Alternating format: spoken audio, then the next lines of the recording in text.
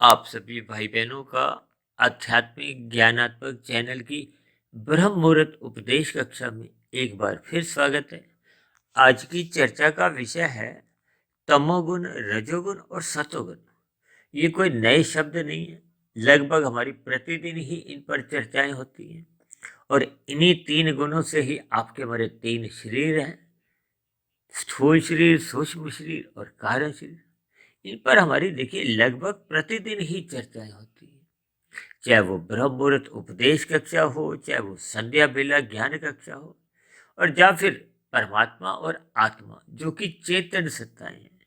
पूरे के पूरे शास्त्र जो कि मूल रूप से तो देखिए वेद कहलाते हैं। वेदों से ही उपनिषद, पुराण निकले, दर्शन शास्त्र लिखे गए, और विभिन्न प्रकार के जो ऋषिगत ग्रंथ हैं वो सब इन तीन तत्वों पे ही आधारित है। आत्मा एक चेतन तत्व है, ज्ञान स्वरूप है, जबकि परमात्मा एक परम सत्ता है, आनंद स्वरूप है। इसलिए तो बार बार कहा जाता है कि आत्मा और परमात्मा का एक सजातीय संबंध है। कहीं कहीं शास्त्रों में आत्मा को परमात्मा का अंश भी मान लिया जाता है, वो एक समझाने के लिए, क्योंकि दोनों चेतन सत्ताएं हैं। जबकि माया, जब माया के तीन गुण है तो ये जड़, लेकिन ये क्रियाशील दिखाई देते हैं। जैसे आपके बड़े घरों में देखिए यंत्र अपनी अपनी क्रियाएं करते हैं। अब क्रियाएं कैसे करते हैं, जैसा जैसा उन यंत्रों का स्वभाव होता है, तो इसी तरह ये तीन गुणों का भी एक स्वभाव है। और मनुष्य जोनी कर्म जोनी है, साधना जोनी है। मनुष्य जिस जिस गुण का जितना जितना संग करता है, फिर उस गुण का संग करते करते उस गुण विशेष का ही रंग आपके हमारे कार्य शरीर में बनता जाता है।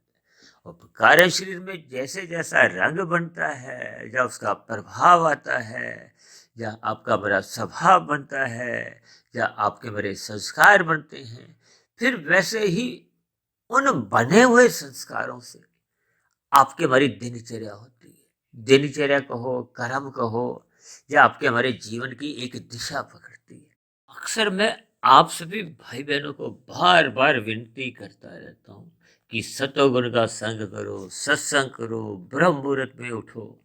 ये सभी बातें किस लिए कही जाती हैं? क्योंकि तमोगुण को देखिए हमने काले रंग से दर्शाया है। हमने क्या दर्शाया, ये शास्त्रों में ही लिखा है, इसके लक्षण ही ऐसे। ये लक्षण के अनुसार ही हम इनकी देखिए रंग दिखाते हैं।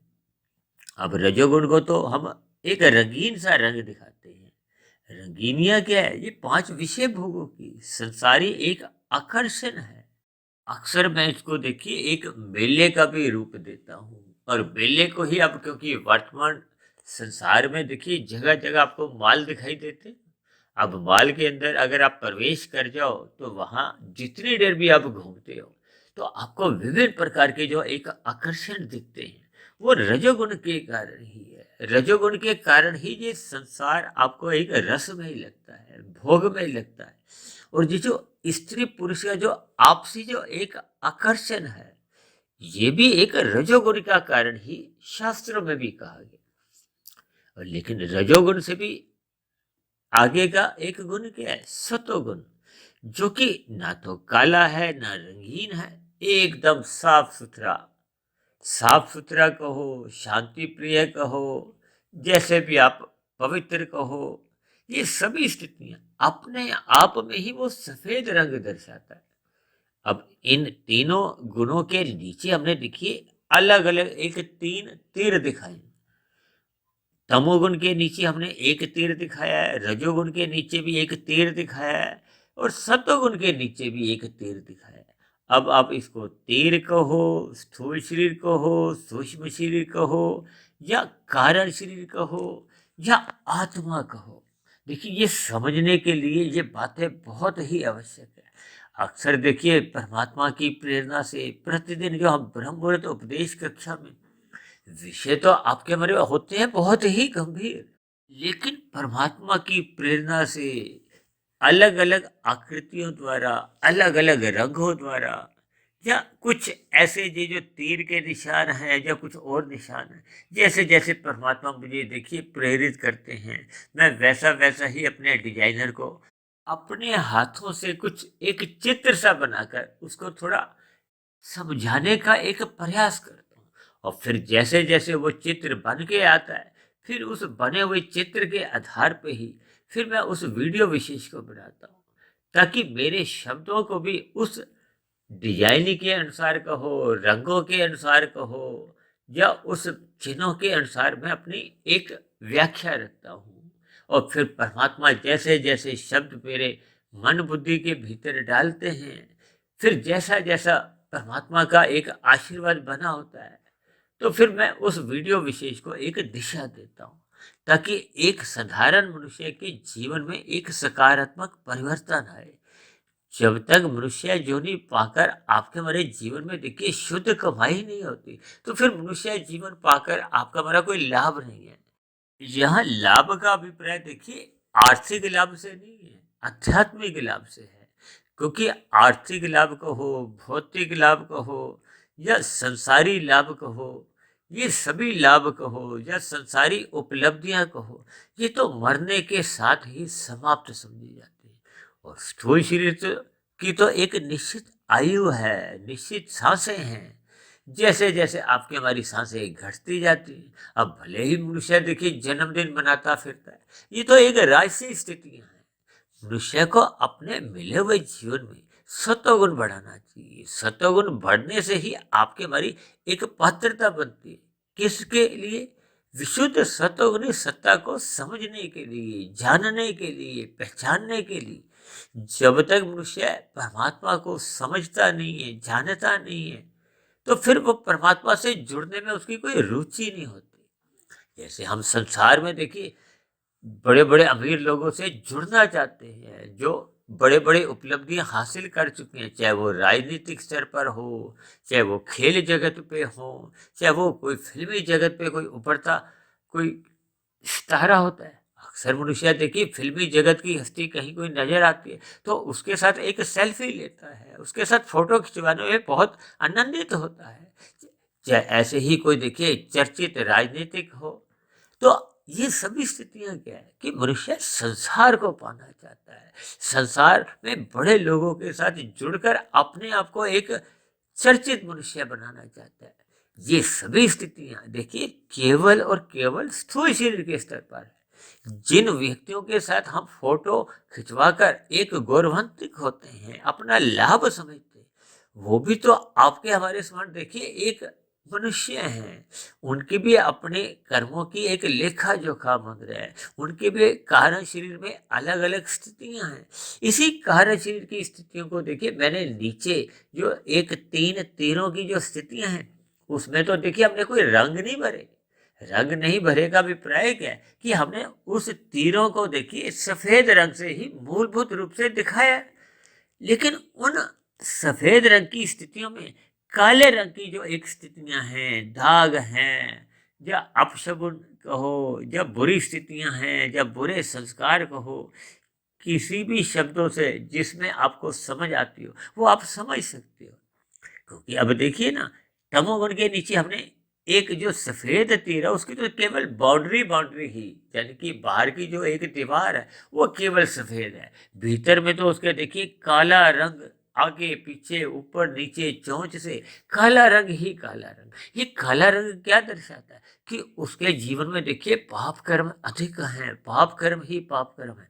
भले ही वो पाप कर्म वो समाज में बचकर करता है, समाज में देखिए वो खुलम खुला तो नहीं करता। अब बाहर खुलम खुला का अभिप्राय क्या? ये जो सफेद चादर है बाहर से तो वो अपने आप को अच्छा ही दर्शाता है। अब कोई भी देखिए अपराधी है, खुलम खुला अपराध तो नहीं करता, क्योंकि उसको पुलिस का डर है, पकड़े जाने का डर है। तो ये सभी स्थितियां देखिए भावार्थ रूप में आप समझो, यानी कि आपके हमारे जीवन में जब जब देखिए तमोगुण की प्रधानता होती है, पाप कर्म अधिक होने लगते हैं, तो आपके हमारे कार्य शरीर की स्थिति भी कुछ ऐसी ही होती है जो मैंने तमोगुण के नीचे एक तीर के रूप में एक दर्शाई है। इस तीर पे आप थोड़ा विचार करो, क्योंकि मनुष्य योनि तो देखिए तभी मिलती है जब संचित कर्मों में, और ये संचित कर्मों का कर्माशय कहाँ रहता है?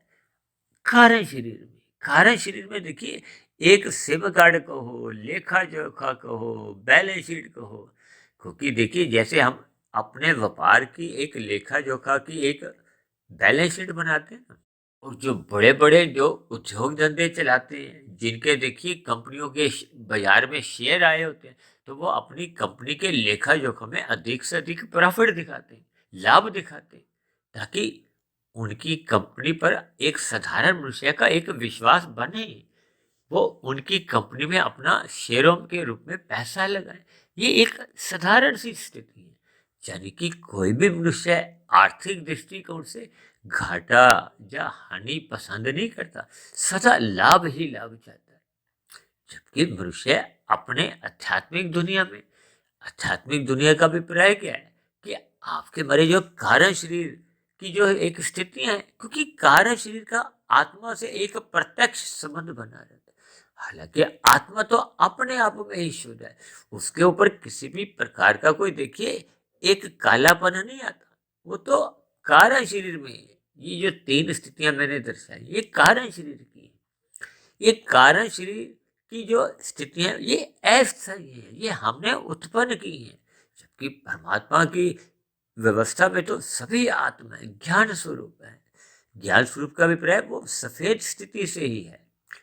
ये सफेद स्थिति के ऊपर जैसे जैसे हमने काले रंग की जो एक बुराइयां लाए हैं, पुताई कर दी है, जैसे आप देखते हो ना, सूर्य के प्रकाश के आगे जब काले बादल आ जाते हैं, तो सूर्य का प्रकाश एक बाधित हो जाता है। ठीक इसी तरह आपके हमारी आत्मा के ऊपर जब ये तमोगुण का, पाप कर्मों का, अनीतिगत कार्य अधिक होने लगते हैं, तो फिर जो आत्मा का जो एक ज्ञान है वो अवरत होने लगता है। आत्मा का ज्ञान अवरत होते होते वो अपनी मूल स्थिति से बहुत नीचे आ जाती है, तो फिर उसकी परमात्मा से भी विमुखता हो जाती है। क्योंकि जब आत्मा और परमात्मा का तो देखिए सजातीय संबंध है, लेकिन वो संबंध तो तभी होगा जब आत्मा अपने मूल स्थिति में हो। आत्मा का संसार से प्रत्यक्ष रूप से कभी ना संबंध था, ना है, ना कभी होगा, क्योंकि उसका एक सजातीय संबंध चेतन सत्ता से है, परमात्मा से है। क्योंकि परमात्मा सच्चिदानंद है, आनंद स्वरूप कहा जाता है। आनंद में चित्त रहता है, तभी तो भगवान को क्या कहा जाता है? सच्चिदानंद। आत्मा को कभी भी सच्चिदानंद नहीं कहा जाता, सत्य चित्त कहा जाता है। और जबकि ये जो माया के जो तीन गुण हैं, तमोगुण, रजोगुण और सतोगुण, इनको मात्र एक सत्य कहा जाता है, चित्त भी नहीं कहा जाता। यानी कि ये तीनों गुण तो है तो जड़, और जड़ में अपने आप कोई क्रिया नहीं होती, और जीव है चेतन तत्व, सत्य चित्त है। चित्त का अभिप्राय ज्ञान कभी समाप्त नहीं होता, नित्य बना रहता है। जैसे ये प्रकृति के तीन गुण नित्य बने रहते हैं, ये जो संसार जिसमें हम आप रहते हैं, जिसमें ये युगों का परिवर्तन होता है, सतयुग, त्रेता, द्वापर, कलयुग, फिर इनका बार बार पुनरावृत्ति होती है, बहुत लंबी एक स्थितियां होती है, करोड़ों अरबों वर्षों की।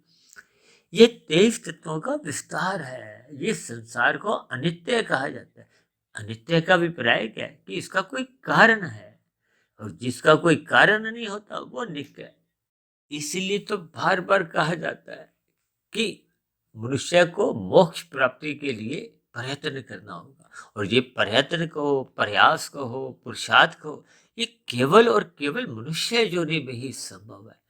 ये पुरुषार्थ तभी संभव हो पाता है जब मनुष्य अपनी सात्विक स्थिति मजबूत करता है, सत्वगुण में रहता है, सत्संग करता है, यानी कि अपनी आत्मा को अपनी मूल स्थिति में लाने के लिए प्रयास करता है। और ये प्रयास तब तक कामयाब नहीं होता जब तक वो सत्वगुण में स्थित नहीं होता। अक्सर हम बार बार कहते हैं ना, सत्संग करो, सत्संग करो, सत्संग करो। इसका अभिप्राय क्या है कि अपनी सात्विक स्थिति की प्रधानता बनाओ। जब तक कारण शरीर में सत्वगुण प्रधान स्थिति में नहीं होगा, तब तक फिर ये जो मैंने नीचे तीन स्थितियां दिखाई है ना, देखिए ऊपर तो मैंने लिखी है तीन गुण, उन तीन गुणों के लक्षणों के हिसाब से उनके रंग दिखा दिए, लेकिन नीचे जो तीनों की स्थितियां हैं, अब उसमें देखिए अलग अलग स्थिति है। ये हमने बनाई है, ये परमात्मा ने नहीं आपको हमें दी, ये आपने हमने मनुष्य योनि में बनाई है, शेष योनियों में भी नहीं बनती, क्योंकि शेष योनियों को तो देखिए भोग योनियां कहा गया है। मनुष्य से नीचे की 80 लाख प्रकार की योनि है। कुल योनियां तो 84 लाख हैं, और 84 लाख में से 80 लाख तो सीधी ही दंडमय योनि है। एक मनुष्य योनि है, शेष ऊपर की योनि। अब देखो, इन स्थितियों पर ही यदि मनुष्य विचार करे, इस पर भी हमने एक वीडियो बनाया था 2-3 महीने पहले। यदि इन स्थितियों पर ही मनुष्य यदि विचार कर ले, तो फिर मनुष्य को महसूस होने लगेगा, ऐसा बोध होने लगेगा कि मनुष्य अपने जीवन में पाप कर्म अधिक कर जाता है। तभी तो ये नीचे की स्थितियां मरने के बाद की आपको हमें मिलती है। देखिए, इन शब्दों को प्रत्यक्ष रूप से मनुष्य स्वीकार नहीं करता, क्योंकि ज्ञान में स्थिति नहीं, मानना भी नहीं चाहता। जबकि आपके हमारे घरों के आसपास की जो एक स्थिति है, इनकी जो 80 लाख प्रकार की जोनियों में कितनी ही जोनियां तो परमात्मा ने कुछ ऐसी व्यवस्था रखी है कि आपको में इन जोनियों से थोड़ी शिक्षा मिले, कुछ इशारा हम समझें कि इनकी क्या क्या स्थिति है। जब मनुष्य का जीवन ही देखिए दुख में ही कहा गया है, और इनकी तो स्थितियां और भी खराब है। ये तो परमात्मा की कृपा है कि परमात्मा ने उनको अचेत रखा है, कि उनको अपने दुखों को सहते समय कोई बोध नहीं हो। जैसे मनुष्य देखिए, अपने आप की कोई दर्द होती है तो उस दर्द से, पीड़ा से हटने के लिए, अब जैसे डॉक्टर आपका कोई दांत निकालता है तो आपको पीड़ा नहीं हो, तो उतने से स्थान में वो आपको सुन्न कर देता है, अचेत कर देता है। इसी तरह आप और हम कभी कभी देखिए सिर दर्द होती है या कोई और बदन में एक दर्द हो रहा है, तो हम एक दर्द निवारक गोली लेते हैं, पेन किलर गोली लेते हैं। ये सभी स्थितियां क्या है कि परमात्मा ने मनुष्य योनि को तो देखिए सचेत रखा है, ताकि उसको सुखों का भी बोध बना रहता है, दुखों का भी बोध रहता है। दुखों का बोध इसलिए करवाया जाता है ताकि मनुष्य की कर्म योनि है, वो नए कर्म तो कम से कम अच्छे करना शुरू करे, क्योंकि जो पहले के हम बुरे पाप कर्म कर चुके हैं, उनका ही हम जो फल भोग रहे हैं, उससे हम दुखी हैं। अक्सर मनुष्य के जीवन में जब जब अधिक दुख आते हैं, तो मनुष्य अपनी जन्म पत्री लेकर इधर उधर भटकाव की स्थितियों में आ जाता है। कभी एक ज्योतिष के पास जा रहा है, कभी दूसरे के पास, फिर कई प्रकार के वो कर्म कांड करता है। हालांकि देखिए, इन स्थितियों को जब हम सही दिशा में करते हैं तो आपके हमारे स्वभाव में सुधार आता है। यदि हम भ्रमवश, भय से इन स्थितियों को करते हैं तो कोई सुधार नहीं होता, क्योंकि कर्मों का तो देखिए फल एक अटल स्थिति है, कर्म फल सिद्धांत है। उसको प्रकृति की कोई भी शक्ति टाल नहीं सकती। इसको आप स्पष्ट शब्दों में आप अपने दिमाग में बिठा लो, ताकि आप और हम देखिए पाप कर्म करने से आरंभ से ही बचे। क्योंकि एक बार कर्म हो गया, जैसे हम तीर से, अपने तीर कमान से देखिए तीर को छोड़ देते हैं, उसको फिर हम वापस नहीं ले सकते। यानी कि कर्म होने के बाद तो उसका देखिए जो फल आएगा, क्योंकि कर्म फल सिद्धांत है। सिद्धांत अपने आप में ही ठोक बजा के एक घोषणा करता है कि इसका कोई भी उतार चढ़ाव नहीं होता है। सिद्धांत का कोई भूतकाल, वर्तमान, भविष्य नहीं, वो तीनों ही कालों में स्थित रहता है। और कर्म के बाद देखिए फल जुड़ा है, यानी कि पहले आपको हमें कर्म करना होता है, बाद में आपको हमें उसका फल मिलता है। अब मनुष्य देखिए चाहता है कि कर्म करते ही उसको फल आ जाए, हालांकि कुछ फल तो हाथों हाथ भी आते हैं। अब मोमबत्ती जल रही हो, आप अपनी उंगली को थोड़ी आगे लेके जाओ तो आपको तुरंत फल मिलता है। ये सभी स्थितियां देखिए भावार्थ रूप में समझ नहीं होती, लेकिन आपके मेरे जो किए गए कर्म हैं, इनके फल आने में एक समय लगता है। ये बीज के ऊपर निर्भर करता है कि वो बीज कैसा है। जैसे खेत में देखिए अलग अलग तरह के बीज बोए जाते हैं। अब कोई फसल 3 महीने में तैयार हो जाती है। इसी तरह आपके हमारे कर्म है, कुछ इस जन्म में उनके फल मिलते ही नहीं, कई जन्मों बाद मिलते हैं। ये सभी स्थितियां आपको में समझनी होंगी। समझ में तभी आती है जब मनुष्य ब्रह्म मुहूर्त में उठता है, शास्त्रों का अध्ययन करता है, उस पर शोध करता है, उस पर चिंतन करता है। चिंतन करते करते अपनी बुद्धि को सात्विक बनाता है। सात्विक बुद्धि निरंतर बनी रहने से विवेक शक्ति जगती है। विवेक शक्ति जगने से ही शास्त्रों की जो सूक्ष्म ज्ञान की स्थिति है वो आपको में बोध होने लगती है। बोध होने का अभिप्राय क्या है कि आपकी हमारी अज्ञानता मिटने लगती है। जो अज्ञानता हमने स्वयं अर्जित की है, विषय भोगों से, अपने तामसी कर्मों से, ये जो हमने नीचे जो तीन तीरों की स्थितियां दिखाई हैं, तमोगुण के नीचे तो देखिए हमने पूरा ही काला रंग दर्शा दिया, यानी कि वो अज्ञानता में रहता है। अज्ञानता का अभिप्राय अंधकार से, इसलिए ये काला रंग को जैसे भी है उसको कुछ बोध ही नहीं रहता। कहते हैं ना, तमोगुणी मनुष्य तो देखिए सत्संग सुनता ही नहीं है, वो एक भी कान से एक भी शब्द को अंतर नहीं जाने देता। वो कभी कभी तो इसकी देखिए निंदा भी कर देता है, मजाक में भी ले लेता है। जबकि रजोगुणी मनुष्य देखिए कुछ ऊपरी स्तर पर सुनता है, मन से नहीं सुनता। तभी तो राशि मनुष्यों का किया गया सत्संग बेमन से होता है। वो सत्संग में जाते हैं, सभी कर्मकांड भी करते हैं, लेकिन उनके स्वभाव में कोई परिवर्तन, कोई विशेष आता नहीं, क्योंकि मन नहीं जुड़ा, मन आंशिक है। ये मन ही तो बंधन का कारण है और मन ही मोक्ष का कारण है।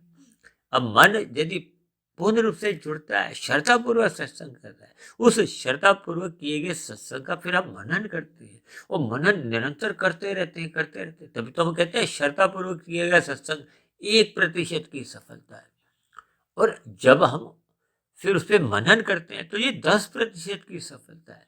और वो मनन निरंतर जीवन में करते रहते हैं, करते रहते हैं, उसी में ही हम अपना जीवन जीते हैं। तो फिर वो 10 से 15, 20, 25, 30, 40, 50, 70, 90, 100 पे जब पहुंच जाता है तो फिर वो संस्कार बन जाता है। जबकि बुरी स्थितियों में हम जब कुसंग करते हैं, खेल तमाशे देखते हैं, निंदा चुगली करते हैं, या विभिन्न प्रकार की स्थितियों में मतलब अपने आप को लिप्त रखते हैं, चाहे वो टीवी के धारावाहिक हो, चाहे वो फिल्मी स्थितियां हो, कोई टीवी के शो हो, यानी कि विभिन्न प्रकार के जो कुसंग हैं, ये पहले ही क्षण, क्योंकि उसमें मन जुड़ा होता है, मन में समाज का भय होता है, पुलिस का भय होता है, और भी देखिए कई प्रकार के भय होते हैं।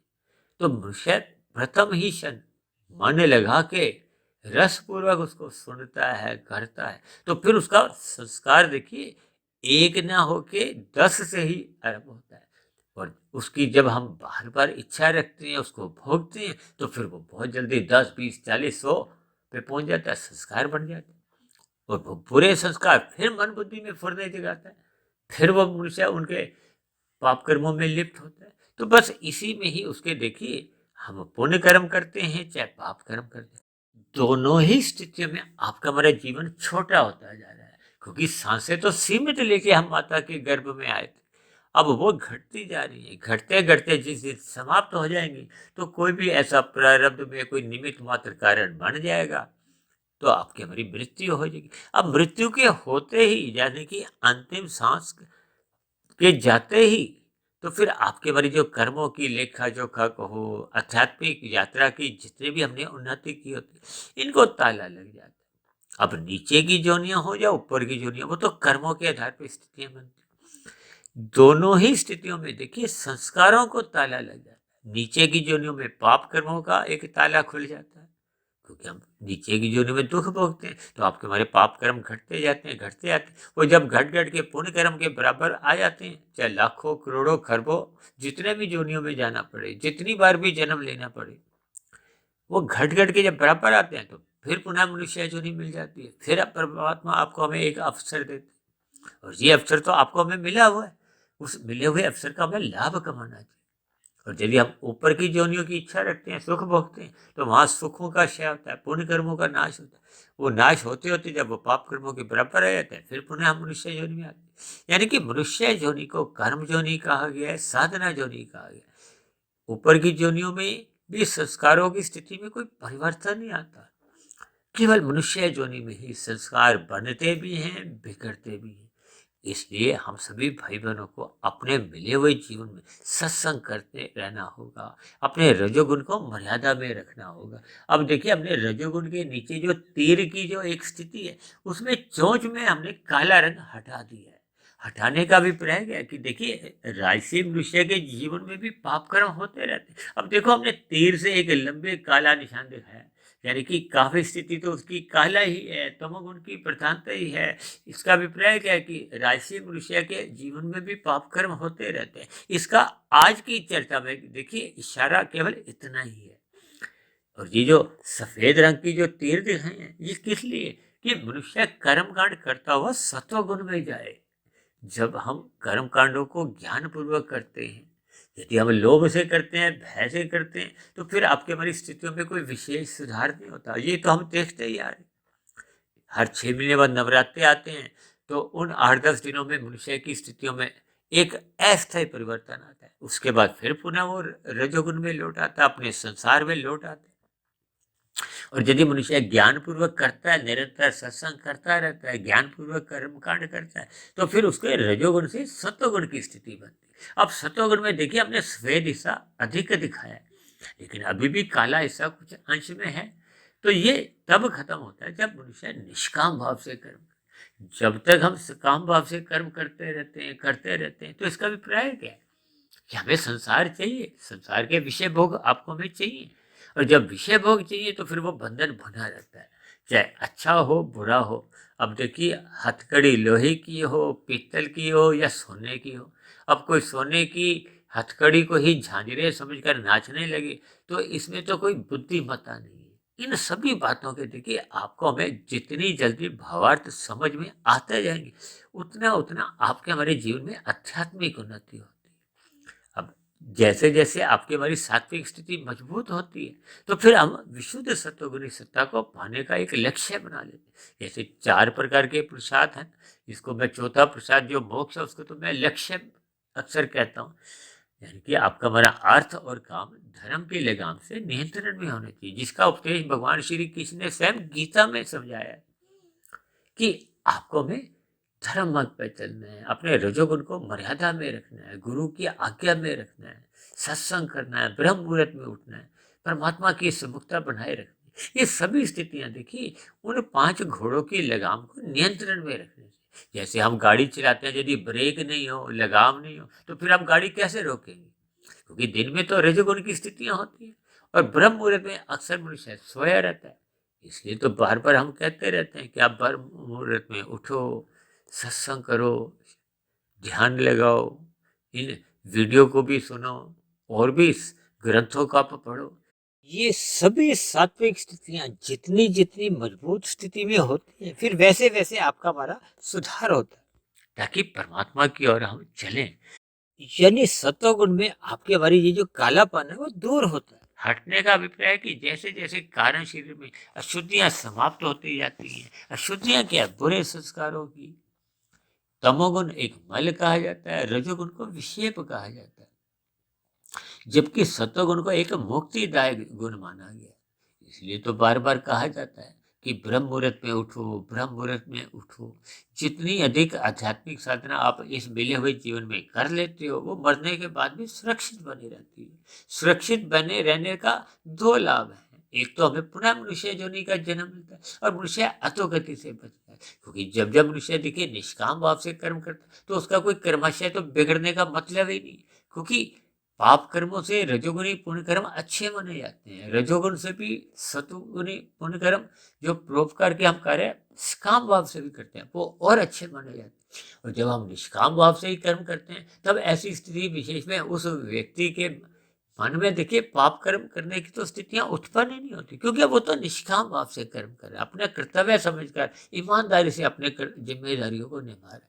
उसको फल पाने की इच्छा ही नहीं है, उसको प्रकृति के विषय भोगों में एक रस लेने की कोई इच्छा ही नहीं होती। वो तो अपने स्थूल शरीर के स्तर पर केवल अपनी आवश्यकताओं की पूर्ति करता है, ताकि उसका स्थूल शरीर जो एक साधन रूप में, एक रथ रूप में मिला है, वो हमारी आध्यात्मिक उन्नति में सहायक बने। यदि स्थूल शरीर अस्वस्थ रहता है, तो फिर वो थोड़ा आपका हमारा जो एक साधना है उसमें रुकावट आ जाती है। इन सभी बातों को हमें ज्ञान पूर्वक समझना होगा।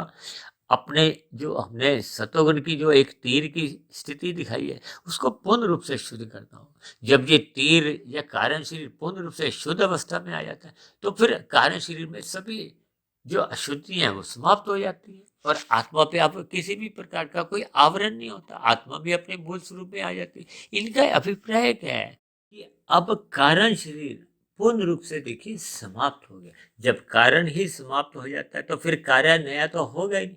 कार्य क्या है, ये बार बार के जो नए स्थूल शरीर आपको हमें मिलते हैं। जब कारण समाप्त हो जाता है, तब ऐसी स्थिति में आत्मा पे किसी भी प्रकार का कोई बंधन नहीं होता। फिर आत्मा आध्यात्मिक शरीर की प्राप्ति कर आनंदमय जीवन परमात्मा के सानिध्य में गुजारती है। एक लंबे काल के लिए, वही एक मोक्ष काल की स्थिति होती है। तो ऐसी सभी शुभ स्थितियां मनुष्य के जीवन में तभी बन पाती है जब वो सत्संग करता है, ब्रह्म मुहूर्त में साधना करनी आरंभ करता है। और यदि इस जन्म विशेष में हम अपने कारण शरीर को समाप्त करने में सफल नहीं भी हो पाते, तब भी इस दिशा विशेष में हम जितनी अधिक शुद्धिकरण कर देते हैं, यानी कि जितनी आध्यात्मिक उन्नति हम कर लेते हैं, ये आध्यात्मिक उन्नति क्या है? देखिए, जब हम सत्वगुण से विशुद्ध सत्वगुण की यात्रा करते हैं, तो उस यात्रा में हम जिस पड़ाव तक पहुंच जाते हैं, फिर उस पड़ाव विशेष में आगे की आध्यात्मिक यात्रा करनी होती है। तब ऐसी स्थिति विशेष में हमें अगला पुनः मनुष्य योनि का जन्म मिलता है, संस्कारी माता पिता मिलते हैं, वैसे ही गुरुजनों का संग मिलता है। वो आपके हमारी की गई आध्यात्मिक उन्नति पुनः ही आपके हमारी स्मृति में आ जाती है, और फिर हम आगे की आध्यात्मिक उन्नति में करते करते पूर्ण स्थिति को प्राप्त होते हैं। तो ऐसी सभी शुभ स्थितियां आप सभी भाई बहनों के जीवन में भी जल्द से जल्द बनने लगे। इन्हीं शुभ कामनाओं के साथ आज की चर्चा विशेष को अब हम यही विश्राम देते हैं। शाम को फिर मिलते हैं संध्या बेला ज्ञान कक्षा में। तब तक आप अपने आध्यात्मिक मित्र सुधीर भाटिया फकीर को इजाजत दें। वीडियो संबंधित आपके मन में यदि कोई प्रश्न हो या मेरे कही गई बातों पे आपको कोई आपत्ति हो, तो इन दोनों स्थितियों को आप नीचे दिए गए कमेंट्स बॉक्स पर जाकर लिख सकते हो।